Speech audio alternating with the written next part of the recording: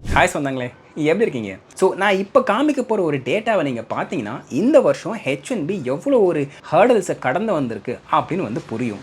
And இது பார்க்கறனால என்ன use bro அப்படின்னு கேட்டிங்கன்னா, ஆக்சுவலாக இந்த டேட்டா பார்க்கும்போது எந்த மாதிரியான ஸ்க்ரூட்டனிலாம் வந்து இது கடந்து வந்திருக்கு அண்ட் இதுக்கப்புறம் இது ஃப்யூச்சர் எப்படி இருக்கும் அப்படின்னு தெரியும்போது ஏற்கனவே H1Bயில் இருக்கிறவங்களுக்கும் சரி அண்ட் இதுக்கப்புறம் H1B வாங்கணும் அப்படின்னு வந்து ஆஸ்பயர் பண்ணுறவங்களுக்கும் சரி எந்த டைரெக்ஷனில் நம்ம வந்து பிளான் பண்ணணும் அப்படின்னு வசதியாக இருக்கும். ஸோ வாங்க என்னென்னு இந்த வீடியோவில் பார்க்கலாம். பேசிக்காகவே இந்த வருஷம் வந்து H1B சீசன் வந்து முடிஞ்சிருச்சு அப்படின்னு சொல்லலாம். இந்த முதல்ல வந்து அப்ளிகேஷன் ரிசீவ் பண்ணுறதா இருக்கட்டும், அதுக்கப்புறம் லாட்ரி ரன் பண்ணுறதா இருக்கட்டும். இந்த வாட்டி வந்து லாட்ரி பார்த்தீங்கன்னா வேஜ் பேஸ் சிஸ்டம் சொல்லிட்டு வந்து புதுசாக வந்து இந்த வாட்டி தான் ஃபஸ்ட்டு கொண்டு வந்தாங்க.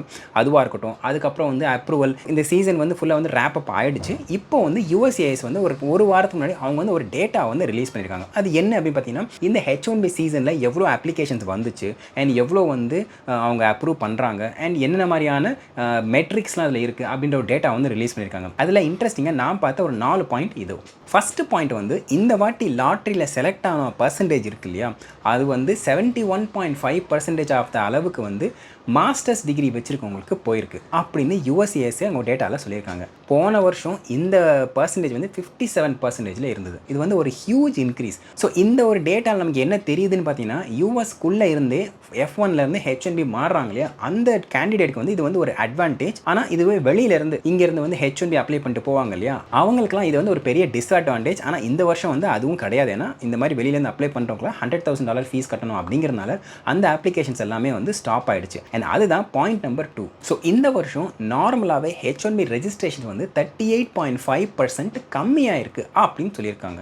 அது ஏன் ஆப்வியஸ்லி நமக்கு தெரியும். இந்த மாதிரி வந்து யூஎஸ்க்கு வெளியிலேருந்து அப்ளை பண்ணுற ஃபஸ்ட் டைம் H1B ஹோல்டர்ஸ் எல்லாமே அவங்க வந்து $100,000 US கவர்மெண்ட்டுக்கு ஃபீஸ் கட்டணும் அப்படின்னு சொல்லி ஒரு ப்ரொக்ளமேஷன் இருக்குது. அதனால் இந்த சின்ன சின்ன கன்சல்டன்சி கம்பெனிஸ் இவங்கெல்லாம் வந்து H1B வெளியிலேருந்து டேரெக்டாக ரெக்ரூட் பண்ணுறது அவங்க வந்து ஸ்டாப் பண்ணுறாங்க. அதனால் இந்த அளவுக்கு வந்து ரெடக்ஷன் ஆயிருக்கு அப்படின்ற மாதிரி அவங்க மென்ஷன் பண்ணியிருக்காங்க. ஸோ இது வந்து யாருக்கு நல்லதுன்னு பார்த்தீங்கன்னா, யூஎஸ்க்குள்ளேயே H1B வீசா வந்து மாறுவாங்க இல்லை வச்சிருக்கவங்களுக்கு okay good, not a problem. ஆனால் இந்த மாதிரி புதுசாக வெளியிலேருந்து டேரெக்டாக H1B அப்ளை பண்ணிட்டு வராங்க இல்லையா, அவங்களுக்கு வந்து இது வந்து ஒரு பேட் நியூஸ். அடுத்த பாயிண்ட் வந்து இந்த H1B லாட்ரியில் செலக்ட் ஆன கேண்டிடேட்ஸ் இருக்காங்க இல்லையா, அவங்க வந்து 17.7% அளவுக்கு மட்டும்தான் இந்த லோவர் இன்கம் ரேஞ்சிலேருந்து வந்திருக்காங்க அப்படின்னு சொல்கிறாங்க. விச் மீன்ஸ் தட் மீதி இருக்கிற அந்த பர்சன்டேஜ் எல்லாமே வந்து ஹையர் இன்கம் அந்த கேட்டகரியிலேருந்து செலக்ட் பண்ணியிருக்கோம் அப்படிங்கிற மாதிரி சொல்கிறாங்க. ஸோ இது வந்து இந்த வேஜ் பேஸ் சிஸ்டம் வந்து எஃபெக்டிவாக ஒர்க் ஆகுது அப்படிங்கிற மாதிரி அவங்க வந்து ஹைலைட் பண்ணுறாங்க. ஏன்னா இந்த மாதிரி ஹையர் வேஜ் போனால் உங்களுக்கு வந்து higher chance of H1B approval அப்படிங்கிறது அவங்களோட பாயிண்ட்.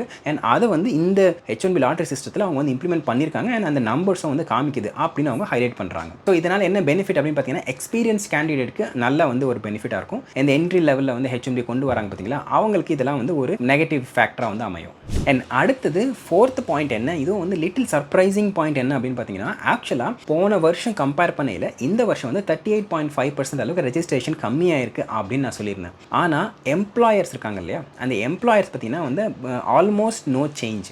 போன வருஷம் பார்த்தீங்கன்னா கிட்டத்தட்ட 52,000 எம்ப்ளாயர்ஸ் வந்து அப்ளை பண்ணியிருந்தாங்க வேரியஸ் கேண்டிடேட்ஸ்க்கு. இந்த வருஷம் பார்த்தீங்கன்னா 52,000 எம்ப்ளாயர்ஸ் தான் வந்து அவங்க H1B லாட்ரி வேணும் அப்படின்னு சொல்லிட்டு அவங்க அப்ளை பண்ணியிருக்காங்க. So which means that employer சேமாக இருக்காங்க, ஆனால் அப்ளை பண்ணுற அந்த அப்ளிகேஷன்ஸ் கம்மியாக இருக்குது. இதுலேருந்து நமக்கு என்ன தெரியுதுன்னு பார்த்தீங்கன்னா, அந்த டிமாண்ட் இருக்குது. எம்ப்ளாயர்ஸ் வந்து H1B வேணும் அப்படிங்கிற எம்ப்ளாயர்ஸ் இன்னமும் வந்து கிட்டத்தட்ட ரிலேட்டிவ்ல சேம் ரேஞ்சில் தான் இருக்காங்க.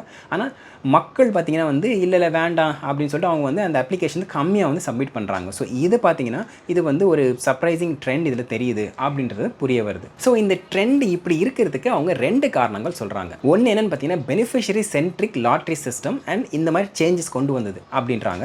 ரெண்டாவது ஃப்ராட் டிடெக்ஷன்ஸ், இந்த மாதிரி வந்து ஃப்ராடை வந்து கிராக் டவுன் பண்ணுறது, அதுக்கப்புறம் வந்து ரெவகேஷன் பண்ணுறது, டினைல் பண்ணுறது, அதுக்கப்புறம் கிரிமினல் ப்ராசிக்யூஷனுக்கு ரெக்கமெண்ட் பண்ணுறது, இந்த மாதிரி ஸ்டெப்ஸ்லாம் பண்ணதுனால ஃப்ராட் வந்து கணிசமாக குறைஞ்சிருக்கு. இந்த 2 ஃபேக்டர்னால தான் இந்த டேட்டா வந்து இப்படி காமிக்குது அப்படின்னு அவங்க வந்து மென்ஷன் பண்ணியிருக்காங்க. இந்த ஃப்ராடில் இன்னொரு இன்ட்ரெஸ்டிங்கான மெட்ரிக் என்ன அப்படின்னு பார்த்தீங்கன்னா, இந்த ஸ்டார்ட் ஆஃப் தி அட்மினிஸ்ட்ரேஷன்லேருந்து இது வரைக்கும் USAIS வந்து 29,000+ கேசஸ் வந்து FDNSக்கு வந்து ரெஃபர் பண்ணியிருக்காங்க. FDNS அப்படின்றது fraud detection and national security directorate. அவங்க தான் வந்து இது ஏதாவது ஃப்ராட் நடந்திருக்கா அப்படின்னு பார்க்கக்கூடிய ஒரு யூனிட். அவங்க வந்து இந்த இன்வெஸ்டிகேட் பண்ணதில் இது வரைக்கும் அவங்க எவ்வளோ இன்வெஸ்டிகேட் பண்ணியிருக்காங்களோ அந்த நம்பர்ஸ்லேருந்து 65% அளவுக்கு ஃப்ராட் வந்து கன்ஃபார்ம் ஆயிருக்கு அப்படின்னு அவங்க சொல்லியிருக்காங்க. அதில் ஒரு பர்டிகுலர் கேஸ் பார்த்தீங்கன்னா, போன வருஷம் இவங்க வந்து ஒரு இன்ட்ரெஸ்டிங்கான கேஸ் வந்து கண்டுபிடிச்சாங்க. 2 இந்தியன் மென் அவங்க என்ன பண்ணியிருக்காங்கன்னு பார்த்தீங்கன்னா, ஒருத்தர் வந்து யூனிவர்சிட்டி ஆஃப் கலிஃபோர்னியா இங்கே வந்து அவர் சிஐஓ பொசிஷனில் இருந்திருக்காரு. அண்ட் இன்னொருத்தர் பார்த்தீங்கன்னா வெளியில் அவர் என்ன ரிலேஷன்ஷிப் அவங்களுக்குள்ள அப்படிலாம் தெரியல. ஆனால் அவங்க என்ன பண்ணியிருக்காங்கன்னா வெளியில இருந்து அவர் வந்து ஒரு கன்சல்டன்சி கம்பெனி வந்து ஆரம்பிச்சிருக்காரு. அந்த கன்சல்டன்சி கம்பெனியில் நீங்கள் எப்பயுமே வந்து இந்தியாவிலேருந்து டேரெக்டாக சில ஹெச்என்பிஸ் வந்து கொண்டு வருவாங்க பார்த்தீங்களா. இந்தியாவிலேருந்து ஹெச்என்பியை கொண்டு வரணும் அப்படின்னா நீங்கள் ஃபஸ்ட்டு மெயினாக தேவைப்படக்கூடிய ஒரு விஷயம் என்னன்னு பார்த்தீங்கன்னா, நீங்கள் வந்து அந்த ஒர்க் வந்து இங்கே இருக்குது அப்படின்னு சொல்லிட்டு யுஎஸ்சிஎஸ்க்கு நீங்கள் பெட்டிஷன் அப்ளை பண்ணும்போது நீங்கள் வந்து கிளைண்ட் லெட்டர் கொடுக்கணும். அந்த கிளைண்ட் லெட்டரில் வந்து ஓகே எனக்கு இந்த பொசிஷனில் வந்து ஒரு ஒர்க் இருக்குது, அந்த ஒர்க்குக்கு நான் அமெரிக்காவில் எல்லாரையும் வந்து தேடி பார்த்து யாரும் கிடைக்கல, எனக்கு இந்தியாவில் இருக்க இன்னார் தான் வேணும் அப்படிங்கிற மாதிரி அந்த கம்பெனி வந்து யுஎஸ்சிஎஸ் கிட்ட அவங்க வந்து என்ன பண்ணுவாங்க, பெட்டிஷன் வந்து ஃபைல் பண்ணுவாங்க. அந்த மாதிரி வந்து இவர் என்ன பண்ணியிருக்காங்கன்னா யூனிவர்சிட்டி ஆஃப் கலிஃபோர்னியாவில் இவர் வந்து சிஐஓ பொசிஷனில் இருக்கிறவர் அவர் என்ன பண்ணியிருக்காங்கன்னா நிறைய ஃப்ராடுலண்டான ஒரு ஒர்க் இருக்குது அப்படிங்கிற மாதிரி கிரியேட் பண்ணி அந்த லெட்டர் ஹெட்டில் அவர் வந்து சில இன்ஃபர்மேஷனில் போட்டு கிளைண்ட் லெட்டர் கொடுத்துருப்பாரு அப்படின்னு நினைக்கிறேன். அவங்க ஃபுல் டீட்டெயில்ஸ் ரிலீஸ் பண்ணல. அதை பார்க்கும்போது எனக்கு என்ன தோணுச்சு அப்படின்னா, கிளைண்ட் லெட்டர் வந்து கொடுத்துருக்காரு, இந்த மாதிரி வந்து ஒரு பொசிஷன் இருக்குது அப்படின்னு சொல்லிட்டு இல்லாத ஒரு ஜாப் போஸ்டிங் இருக்கிற மாதிரி அவரோட அத்தாரிட்டி யூஸ் பண்ணி அவங்க வந்து கிளைண்ட் லெட்டர் கொடுத்துருக்காரு. அண்ட் அதை பேசிஸாக வச்சு வெளியில் இருக்க இன்னொருத்தர் அவர் என்ன பண்ணியிருக்காருன்னா கன்சல்டன்சி கம்பெனி மூலிமா இந்தியாவிலேருந்து ஆளுங்க வந்து கொண்டு வந்திருக்காங்க. ஸோ இந்த மாதிரி ஆளுங்களை கொண்டு வந்ததுக்கப்புறம் நீங்கள் எப்படி வந்து இங்கே தான் ஒர்க்கே இல்லை, இந்த ஜாப் இந்த ஜாபே வந்து நான் எக்ஸிஸ்டன்ட் ஜாப் தானே. அதனால் என்ன பண்ணுறாங்கன்னா கொண்டு வந்த எல்லாருமே அதுக்கப்புறம் வந்து வேறு ஒரு இடத்துல வந்து மார்க்கெட் பண்ணி அவங்க வந்து ப்ளேஸ் பண்ணிடுறாங்க. ஸோ இது வந்து பார்த்தீங்கன்னா ஒரு பேட்டர்னாகவே இருக்கும். அண்ட் இதுக்கு நீங்கள் பெருசாக இன்வெஸ்டிகேட் பண்ணணும் கூட அவசியம் இல்லை. சும்மா டேட்டா பேஸ்லேயே நீங்கள் வந்து ஒரு கம்பெனி இருக்குது, திருப்பி அதே கம்பெனியில் ஒர்க் பண்ணுறாங்க, அந்த இனிஷியல் ஃபைலிங் எந்த கம்பெனி அவங்க வந்து வச்சு ஹெச்என்பி அப்ளை பண்ணாங்களோ அதே போஸ்டிங்கில் எத்தனை பேர் ஒர்க் பண்ணுறாங்க அப்படின்னு பார்த்தாலே தெரிஞ்சு போயிடும். ஏன்னா ஃபார் எக்ஸாம்பிள் இந்த கேஸில் வந்து நீங்கள் ஒரு 100 பேர் வெளியிலேருந்து கொண்டு வரீங்க அப்படின்னா அந்த 100 பேருமே அந்த ஃபஸ்ட் இனிஷியல் ஃபைலிங் அந்த யூனிவர்சிட்டி ஆஃப் கலிஃபோர்னியாவில் ஒர்க் பண்ணாமல் வேறு எங்கே ஒர்க் பண்ணுறாங்க அப்படின்னும் போதே அங்கேயே வந்து ஏப்பா நீ இந்த யூனிவர்சிட்டி ஆஃப் கலிஃபோர்னியாவில் இந்த ஜாப் இருக்குன்னு சொல்லி தானே வந்து இவ்வளோ ஹெச்என்பி வாங்கினேன், ஆனால் நீ யாருமே வந்து இங்கே ஒர்க் பண்ணல அப்படின்னா எப்படி அப்படின்ற மாதிரி ஒரு கேள்வி அங்கே வருது இல்லையா.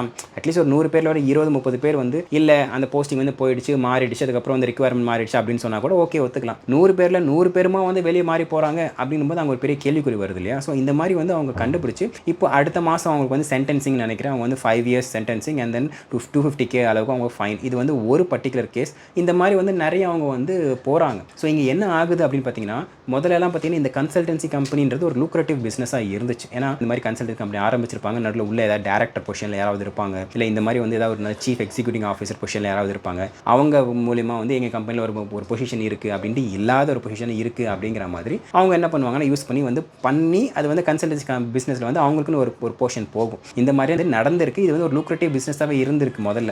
ஆனால் இப்போ அதெல்லாம் வந்து ஒருவராக வந்து க்ளோஸ் பண்ணுறாங்க. இதுக்கப்புறம் இந்த மாதிரி வந்து ஒரு கன்சல்டன்சி கம்பெனி நான் ஆரம்பிக்க போகிறேன், இந்த மாதிரி நான் வந்து இந்தியாவிலேருந்து ஆளுங்களை கூப்பிட்டு வந்து இந்த மாதிரி இல்லாத ஒரு ஜாப் போஸ்டிங்க்கு இருக்கிற மாதிரி நான் வந்து டாக்குமெண்ட்டில் சப்மிட் பண்ணி அதுக்கப்புறம் அவங்களை வேறு இடத்துல மார்க்கெட் பண்ணிக்கலாம் அப்படிங்கிற மாதிரி நினைக்கிற அந்த சின்ன கன்சல்டன்சி கம்பெனிஸ் இருக்கு இல்லையா, இந்த ஹெச்ஒன்பி சிஸ்டம் வந்து ஃப்ளட் பண்ணுற கன்சல்டன்சி கம்பெனிஸ், அவங்களுக்கெல்லாம் வந்து இது வந்து ஒரு பெரிய ஒரு செக் அப்படின்னு கூட சொல்லலாம். ஸோ இந்த மாதிரிலாம் பண்ணதுனால இப்போது ஹெச்ஒன்பி பார்த்தீங்கன்னா ஸ்டார்ட் ஆஃப் இயர் இல்லை ஒரு 4-5 வருஷத்துக்கு முன்னாடி இருந்த ஹெச்ஒன்பியை நீங்கள் இப்போ பார்த்தீங்கன்னா உங்களால் வந்து ரெகக்னைஸே பண்ண முடியாது. அந்தளவுக்கு வந்து சின்ன அந்தந்த இடத்துல ஃபுல்லாக மாற்றி இப்போ வந்து இந்த ஸ்டேஜில் வந்து இருக்குது. ஓகே, இதில் கன்க்ளூஷன் என்ன அப்படின்னு பார்த்தீங்கன்னா, நார்மலாக ஹெச்ஒன்பி வந்து லெஜிட்டிமேட்டாக வாங்கிட்டு வந்தவங்க எந்த ஒரு பிரச்சனையும் அவங்க வந்து இல்லை, அவங்க வந்து தே ஆர் ஃபைன். இது ஏதாவது லூப் ஹோல் பயன்படுத்தி இந்த மாதிரி வந்து ஷார்ட்கட் பயன்படுத்தி வந்தவங்க மட்டும்தான் அவங்களுக்கு வந்து கொஞ்சம் எக்ஸ்ப்ளனேஷன் எக்ஸ்ட்ரா கொடுக்குற மாதிரி இருக்கும் அப்படிங்கிறது என்னோட கருத்து. ஸோ அவ்வளோதாங்க. இந்த டேட்டாவை பார்க்கும்போது நீங்கள் என்ன நினைக்கிறீங்க அண்ட் இதுக்கப்புறம் வந்து ஹெச்ஒன்பியோட ஃபியூச்சர் எப்படி இருக்கும் அப்படின்னு உங்களுக்கு என்ன தோணுது அப்படின்னு சொல்லி கமெண்ட் செக்ஷன் சொல்லுங்கள், தெரிஞ்சுக்கலாம். அண்ட் அது மட்டும் இல்லாமல் நான் சொன்ன இந்த பாயிண்ட்ஸில் ஏதாவது உங்களுக்கு மாற்று கருத்து இருந்தாலோ இல்லை வந்து இந்த பாயிண்ட் வந்து நீங்கள் வேறு மாதிரி சொல்லியிருக்கலாம்லோ அப்படின்னு உங்களுக்கு தோணுச்சுன்னா